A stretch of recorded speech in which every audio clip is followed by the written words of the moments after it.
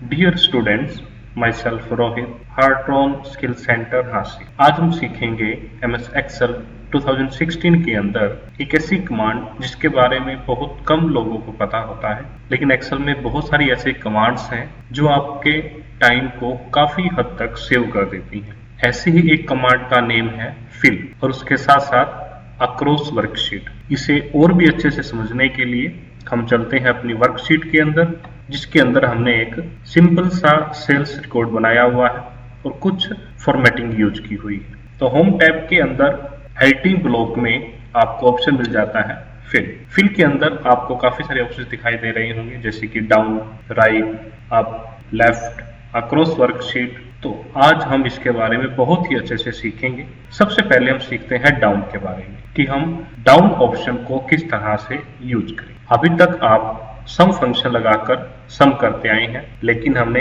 Last video के अंदर ही आपको बताया है कि आप ऑटो सम का यूज करके भी किसी भी सिलेक्टेड रेंज का सम कर सकते हैं। जैसे कि हमें अगर ABC एम्प्लॉय की कंप्लीट ईयरली सेल जानना चाहते हैं, जिसके लिए हमें उस रेंज को सिलेक्ट करना है और उसके साथ साथ उस रेंज का सम कहाँ करना है, उस एक्स्ट्रा सेल को भी सिलेक्ट करना होगा।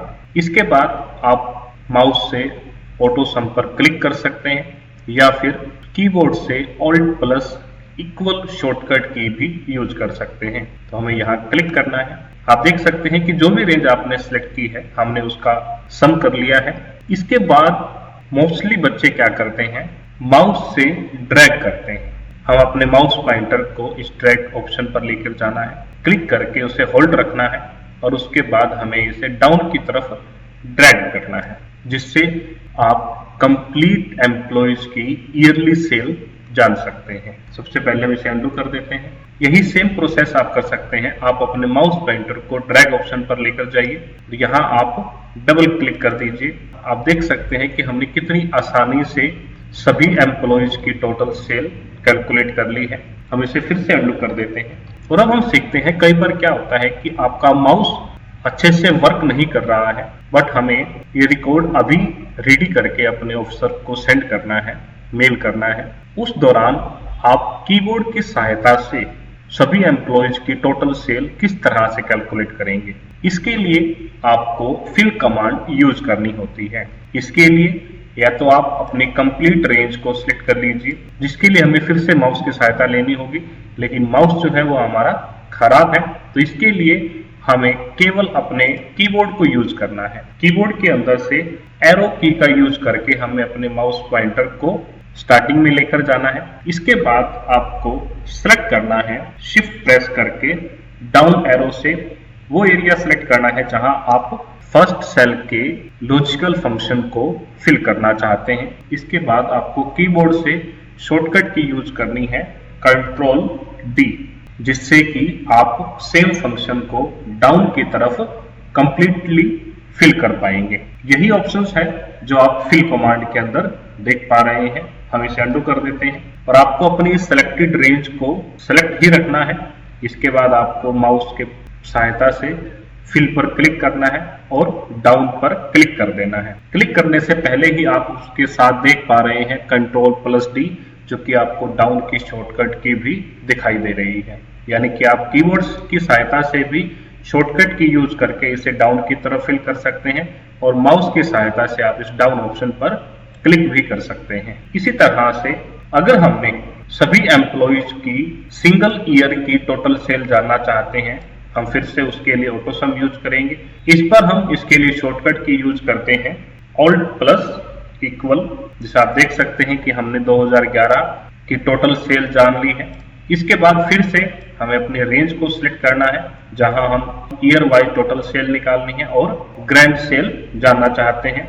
इसके बाद आपको फिर से फिल कमांड के अंदर जाना है और आपको यूज करना है राइट, जिसके लिए कीबोर्ड से आप Ctrl+R भी यूज कर सकते हैं। हमें यहाँ क्लिक करना है।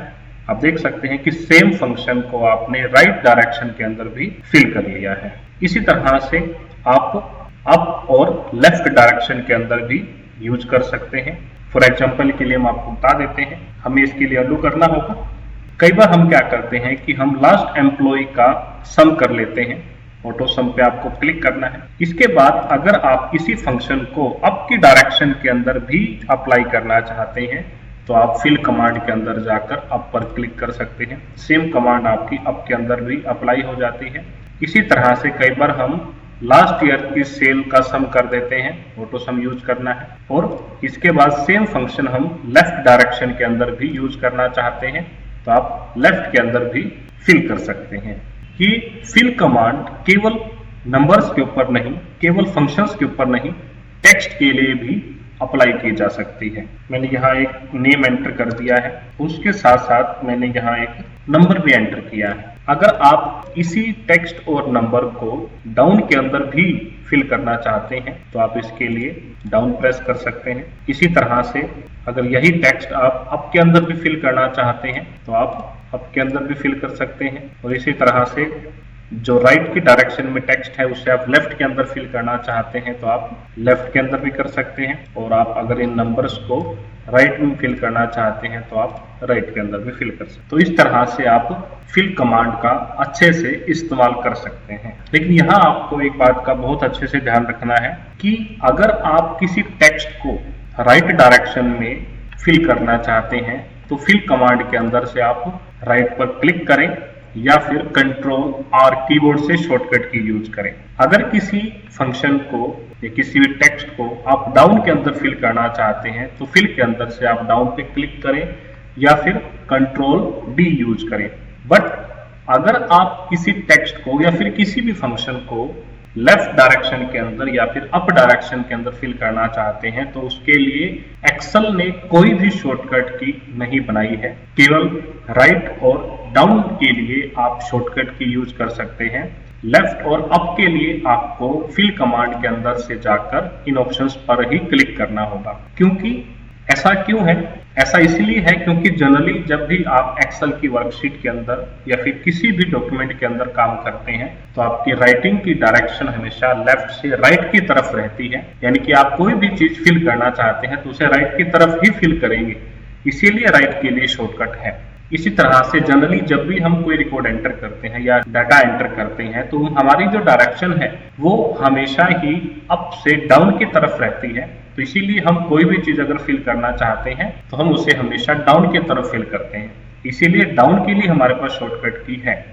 लेकिन हम एक्सेल के अंदर कभी भी राइट से लेफ्ट की तरफ काम नहीं करते हैं, डाउन से अप की तरफ कभी भी काम नहीं करते हैं। इसीलिए एक्सेल ने अप के लिए और लेफ्ट के लिए कोई शॉर्टकट की प्रोवाइड नहीं की। इसके बाद हमारा नेक्स्ट ऑप्शन आ जाता है अक्रॉस वर्कशीट, यानी कि आप एक से ज्यादा वर्कशीट्स को अक्रॉस करना चाहते हैं। यानी कि हम एक शीट के अंदर काम करें, वही सेम चेंजेस हमारा दूसरी शीट के अंदर जिसके साथ हमने अक्रॉसिंग की हुई है उस शीट के अंदर भी हो जाए। इसके लिए हमें अक्रॉस वर्कशीट ऑप्शन यूज करना होता है।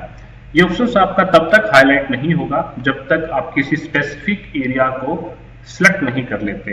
तो हम यहाँ से एक स्पेसिफिक एरिया को सिलेक्ट कर लेते हैं, यानी कि हमें इस टेक्स्ट को दूसरी शीट पर लेके जाना चाहते हैं। तो आपकी चॉइस के अकॉर्डिंग आप इसे एक शीट पर लेके जाना चाहते हैं या एक से ज्यादा शीट्स पर लेकर जाना चाहते हैं तो आप लेके जा सकते हैं। तो अगर आप इस सिलेक्टेड टेक्स्ट को शीट नंबर 1 और शीट नंबर 3 पर लेके जाना चाहते हैं और आप इन दोनों शीट्स को, शीट नंबर 2 और शीट नंबर 3 को रैंडमली सिलेक्ट करना चाहते हैं 1 बाय 1, तो आपको कंट्रोल प्रेस करके रखना है।